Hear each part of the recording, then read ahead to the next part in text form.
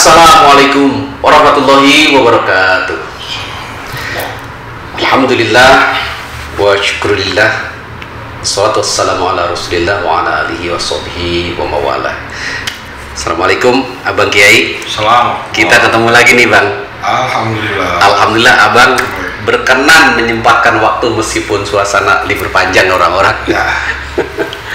Bang, kemarin kita udah bincang tentang sejarah Bekasi. Ada yang belum selesai tuh, Bang Kiai ceritain itu tentang nilai-nilai kesatriaan dan kesantrian yang juga diwujudkan dalam prinsip Sobatande. Itu banyak yang nanya tuh Bang, apa itu ya? Kira-kira tuh Bang Kiai. Bismillahirrahmanirrahim. Assalamualaikum warahmatullahi wabarakatuh. Waalaikumsalam. Kalau kita merujuknya kepada kesantrian dan kesatriaan atau bingkainya itu, saya pikir apa yang dilakukan oleh masyarakat Bekasi, wabil khusus oleh para tokoh-tokoh agamanya, ulamanya, kiainya, wabil khusus lagi yang dialami dan dilakukan oleh Kiai Ali, ini sesungguhnya dilandasi oleh firman Allah, dilandasi pada firman Allah, ya ayuhan nas inna khalaqnakum min dzakari wa untha wa ja'alnakum syu'uban wa qabaila lita'arafu inna akramakum 'indallahi atqakum. Ini ada pada surah Al-Hujurat, bahwa sunnatullah terjadi pada manusia ini. Allah ciptakan berbilang-bilang kaum, suku, bangsa, agama, dan lain sebagainya.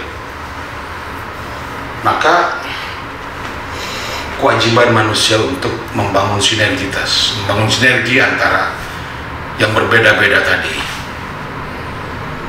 Kalau kita coba dekatinya dengan menggunakan ilmu bahasa Arab, maka kata-kata ta'arafa itu akar katanya arafa, mengenali, mengetahui, memahami.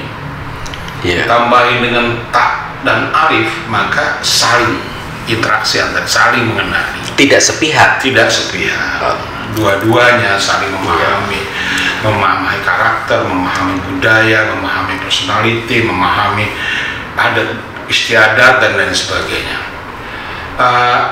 Sobatande itu adalah implementasi dari itu tadi. Jadi ini menurut saya ini warisan budaya yang sangat berharga untuk membangun masyarakat Bekasi, khususnya di tengah-tengah kemajemukan yang kelihatannya oleh sebagian orang heterogenitas atau kemajemukan justru malah membuat mereka kehilangan arah. Padahal Al-Quran sudah menggaris begitu jelas, kewajiban kita adalah untuk bersinergi, saling memahami, saling mengenali, dan saling bekerja sama di tengah keragaman tadi. Di tengah keragaman, karena ayat itu diawali syu'uban wa qabaila, berbilang-bilang bangsa, kaum, dan lain sebagainya. Nah, apalagi dalam konteks Indonesia yang sangat majmuk, sukunya ada sekian puluh, bahasanya ada sekian, dan lain sebagainya. Saya pikir ini sangat relevan kalau warisan budaya orang Bekasi ini yang telah dipraktekkan oleh Bapak Kiai Ali ini dilestarikan kembali, jangan sampai generasi penerusnya tidak punya arah yang jelas dalam membangun masyarakatnya. Nah, Sobatande itu apa? Apa itu? Sobatande itu satu bentuk pertemanan, persahabatan yang melampaui batas kekeluargaan bahkan. Meskipun bukan saudara. Saya contoh sederhana begini. Ini luar biasa ya, orang Bekasi bagian utara dan selatan, atau kita menyebutnya nih, kalau saya orang belah ilir, belah bawah, itu menyebut orang udik dan orang ilir gitu kan ya, atau orang bawah, orang udik. Alamnya memang sudah berbeda. Sebelah ilir atau belah udik itu pertanian.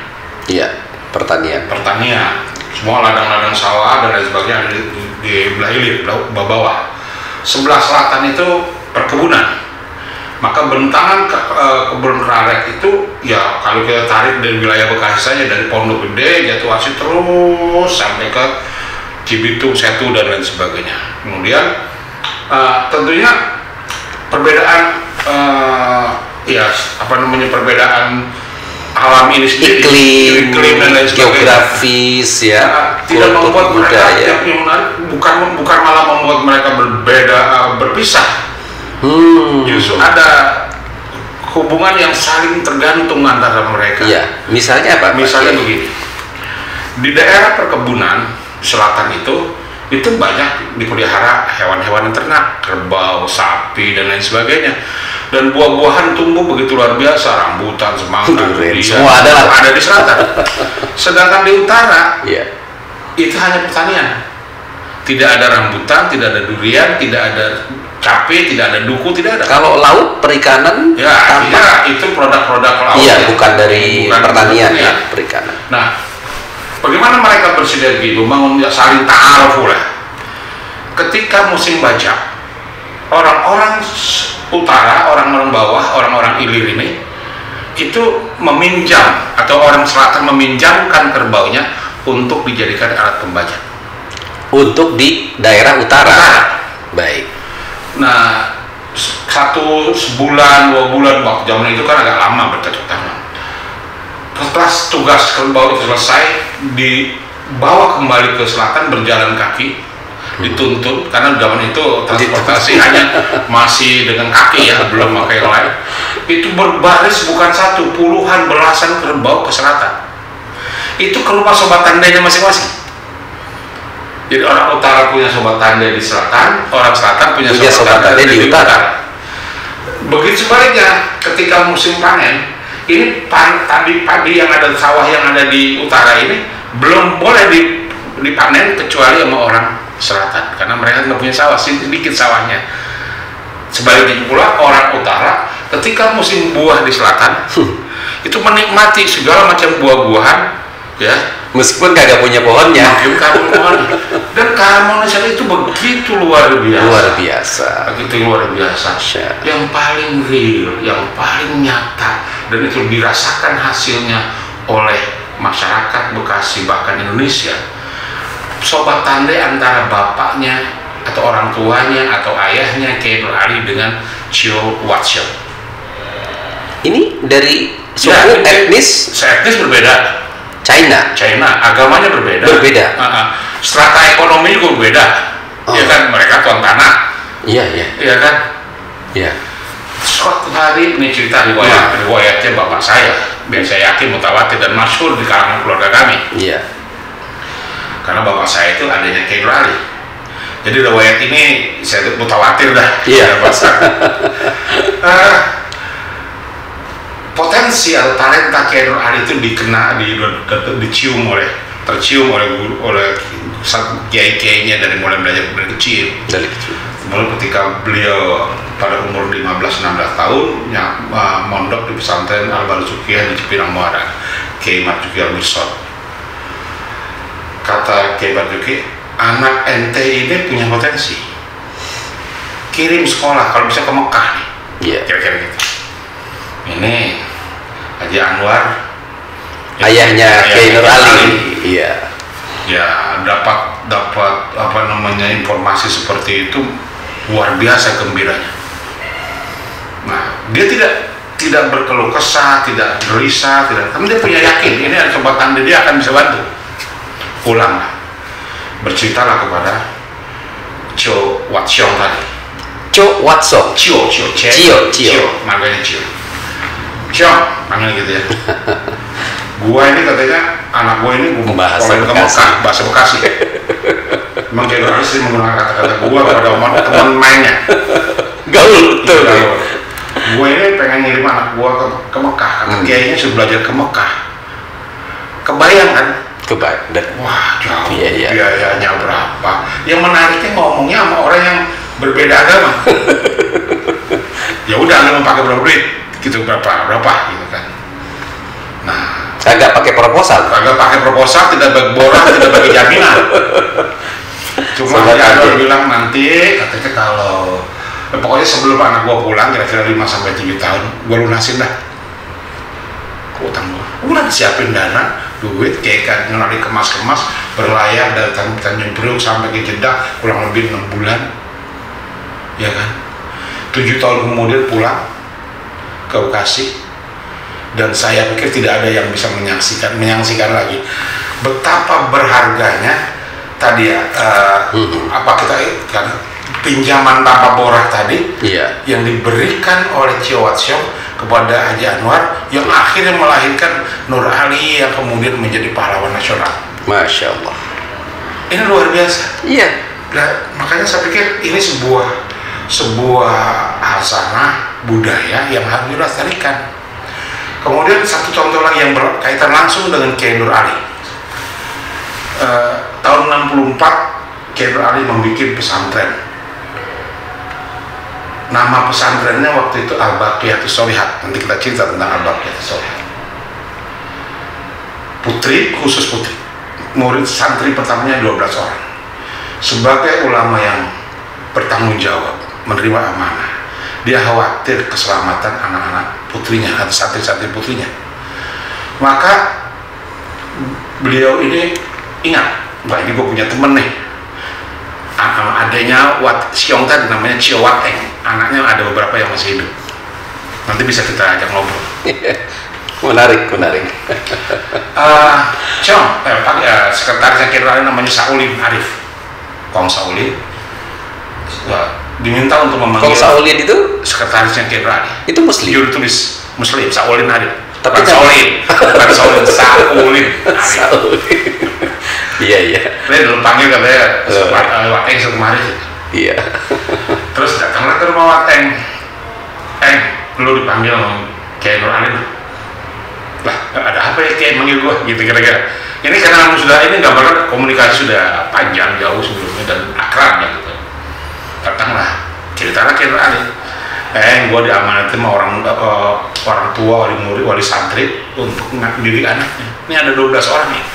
Kalau laki-laki mau gue biarin, berani dia. Kalau perempuan kesian gimana kayak biar pesantren gue nyala gitu. Terang, ada listriknya zaman itu ya masih 64. Buat bagi lagi, hampir mirip dengan jawaban abangnya tadi. Kata ya siap, gitu kan ya. Tapi gue nggak punya duit, ntar kalau padi panen ini sawah panen gue baru gue bayar. Lagi-lagi tanpa bola, lagi-lagi tanpa jaminan, lagi-lagi tanpa proposal. Maka karena saat itu belum ada genset yang portable, Wateng tadi ke Glodok merakit lah, jadilah. Nah, setiap hari karena waktu itu ya kaum santri atau para orang-orang kampung belum ngerti apa teknologi pembangkit listrik segala macam, nggak ngerti awam. Akhirnya di anaknya Wateng itulah yang setiap hari menghidupkan dan mematikan genset tadi.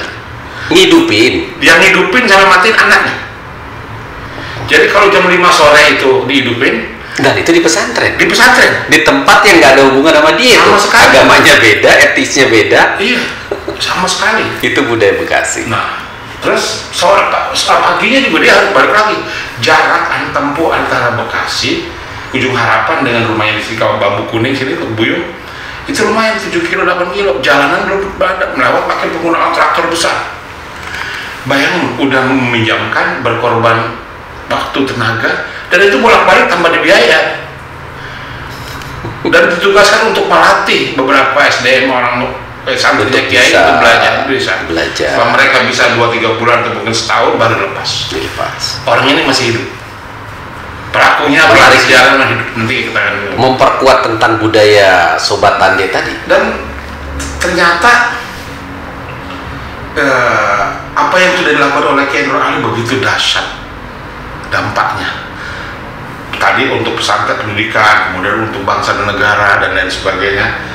Nah makanya tadi Masjid Al-Baqiyatus Sholihat saya melihatnya di selatan ada Al-Baqiyatus Sholihat. Iya, Kiai Haji Raden Mamunawi di utara ada Al-Baqiyatus Sholihat.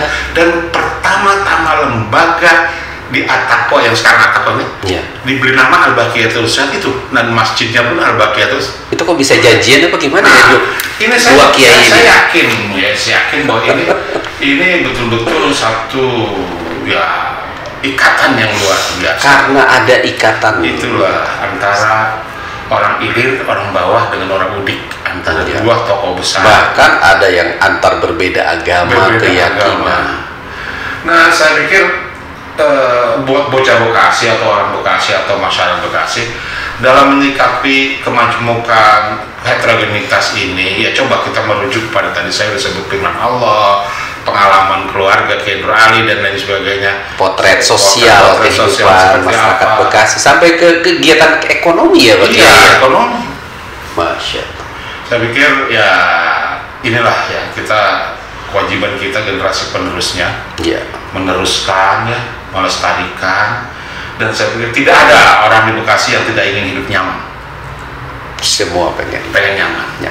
Saya rasa formula ini bisa kita jadikan media atau sarana untuk bisa hidup nyaman, cara untuk bisa hidup nyaman. Iya, sangat jelas dari Abang Kiai selaku ketua Majelis Adat Bekasi. Tadi kita dalam rapat presidium juga makin mempertegas bahwa Bekasi terlahir dari budaya, tata nilai, tradisi yang tidak kosong, tidak hampa, tapi ada nilai-nilai, mutiara-mutiara yang muncul dari orang-orang yang menjadi pelaku sejarah.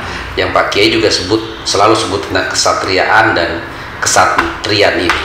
Nah, di tengah polarisasi ini Pak Kiai, sekarang polarisasi itu menimbulkan perpecahan, perbedaan, entah karena media sosial, entah apa, terus begitu banyak orang blok-blokan itu karena ormas-ormas, kemudian ya ditambah dengan kesenjangan sosial ekonomi. Bagaimana semangat Sobat Tande ini bisa dipahami, dihayati, diamalkan oleh warga sekarang nih Pak Kiai?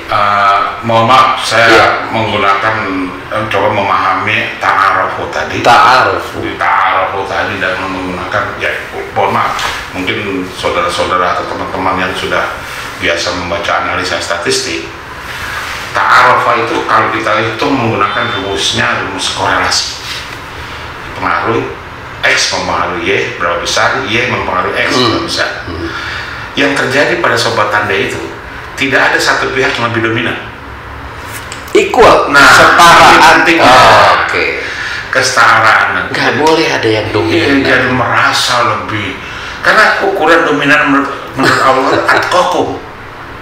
Oh, itu yang tertinggi. Yang paling inna akromakum, ayat itu lagi. Di luar itu kagak, nggak ada. Jangan ada klaim aku lebih takwa dari Anda. Itu yang nilai Allah kan. Aku lebih terhormat dari Anda.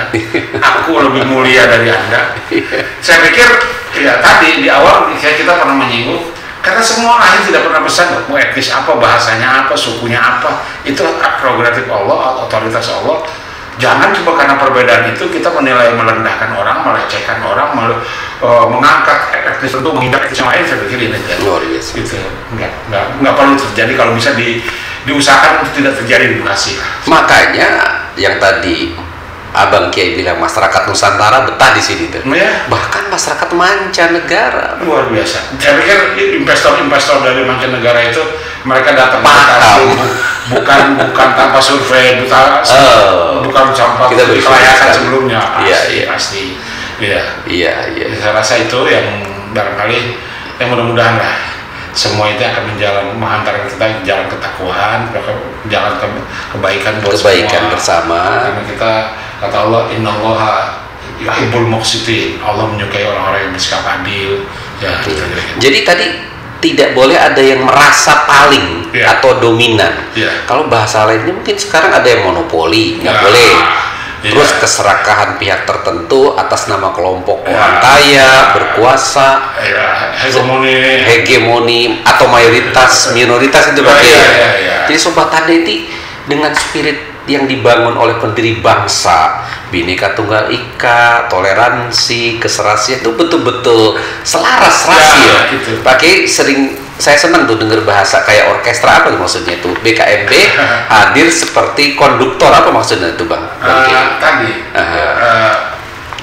BKMB sebagai badan kekeluargaan masyarakat Bekasi ini menurut saya harus hendaknya menempatkan diri di tempat yang terhormat, yang bermartabat.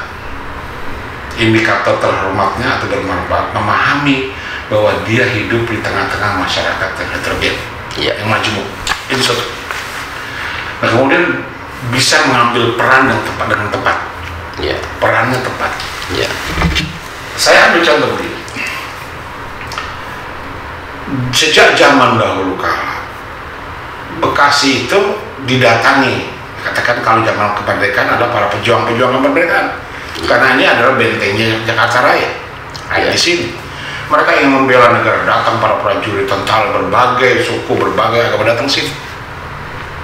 Tetapi Kiai Nur Ali bisa memposisikan diri sebagai seorang dirijen. Sebagai seorang dirijen, ini prajurit Lukas Kustario datang dari Madiun, agamanya berbeda, ya kan ya. Hasibuan dari Medan, dari Sumatera Utara, sukunya beda. Itu dimanfaatkan dengan baik. Yang dirijen sama seperti kita dalam kaitan dengan BKNB, dirijen yang maksud adalah bahwa orang Bekasi itu sebagai rupa. Bagaimana BKNB itu dari perbedaan warna, perbedaan karakter, perbedaan budaya dan lain sebagainya terjadi di sebuah simfoni atau orkestra sosial yang melahirkan sebuah simfoni yang indah, yang merdu, yang syahdu. Iya, seperti halnya sebuah orkestra di atas satu panggung. Di sana ada suara flute, suara gitar, suara kuling, suara gendang, suara gong, ada gong. Jangan gong minta dipukul tiap saat. Jarang-jarang bisa rusak. Iya kan. Sehingga perbedaan ini justru menciptakan sebuah simfoni yang harmonis. Ya, saya pikir itu mimpi dan harus kita wujudkan. Dulu para pejuang pendahulu dan para mujahid kita sudah bisa mewujudkan itu dengan kemajuan modernisasi, industrialisasi, dan tantangan sekarang yang juga luar biasa. Sobatannya menjadi obat mujarab sepertinya. Nah, karena itu BKNB Bagaiksasi yang Majelis Masyarakat Adat Bekasi Raya Kabupaten Kota, meskipun beda wilayah pemerintahan, dengan Sobat Tande ini terbangun ikatan yang tidak bisa dipisahkan satu sama lain, Pak Kiai. Makasih banyak Pak Kiai, apalagi menjelang tahun pemilu nih. Pesannya Pak Kiai? Pesannya terkait dengan kompetisi-kompetisi yang sepertinya panas. Sobat Tande kita lestarikan, kita nggak perlu khawatir, nggak perlu curiga sama orang, nggak perlu bersuudon, sinergi ciptakan simfoni pemilu yang harmonis, yang indah. Mudah-mudahan dengan kesediaan beliau bersama para ulama, tokoh, dan berbagai pihak, ternyata Bekasi menyimpan mutiara yang sangat indah dari budaya, tradisi, salah satunya nilai-nilai Sobat Tande, di mana masyarakat yang terbuka, yang inklusif, menghargai perbedaan atas nama apapun. Bahkan Bekasi menjadi satu-satunya daerah terdepan yang dimana investor mancanegara datang, tumbuh bersama dengan masyarakat lokal, masyarakat Nusantara, mancanegara, hidup berdampingan. Tinggal mungkin ada PR kesenjangan sosial, ekonomi, dan PR-PR besar itu menjadi pekerjaan kita bersama. Saya ingin tutup pakai pantun dikit ya, Bang ya. Bagus. Ke Tegal Gede lewat Jati Asih, naik andong terus di kayu. Sobat Tande budaya Bekasi, gotong royong silih asah asih asuh. Terima kasih Bang Kiai. Di hari yang penuh berkah ini kita akan lanjutkan karena pesan-pesan moral serta semangat bersama untuk menjadikan membangun Bekasi membangun untuk NKRI dengan semangat kesatriaan dan kesantrian NKRI tercinta akan kita wujudkan secara bersama-sama. Assalamualaikum warahmatullahi wabarakatuh.